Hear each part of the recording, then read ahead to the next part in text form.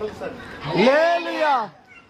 మంచిది దేవుని బిడ్డారా, మీరందరూ కూడా చక్కటి సమయంలో కూర్చున్నందుకు, చక్కటి సమయంలో దేవుడు మనకు ఇస్తున్న అవకాశం బట్టి దేవునికి వందనాలు చెల్లిస్తూ చివరి మాటల్లో దేవుని బిడ్డారా అందరికీ మనం మాట్లాడాం.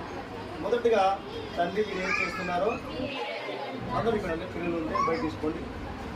తండ్రి మీరు ఏం చేస్తున్నారో క్షమించమన్నాడు. క్షమించే గుణం మనలో ఉండాలి. దేవుని పిల్లారా, తప్పు చేస్తున్నాడు కదండి, చీటి మాటికి తప్పు చేసేవాడికి చేయని పరువులే క్షమిస్తారని కాదు, అక్కడ ఒకేసారి క్షమించడం. ఏంటి? ఒక్కసారి. తండ్రి చివరి గడియ అన్నాడు. ఏం గడియ అది? బైబుల్ మీరు బాగా చదివితే చివరి గడియలు ఏమన్నాడు? తండ్రి క్షమించమన్నాడు. రెండోది ఏమన్నాడు? రెండో మాట ఏమన్నాడు? నీవు నాతో కూడా ఎవరు ఉంటారు పరదేశంలో? క్షమించబడ్డవాడు ఉంటాడు, క్షమాపణ కోరినవాడు ఉంటాడు. ఈ వాక్యంలో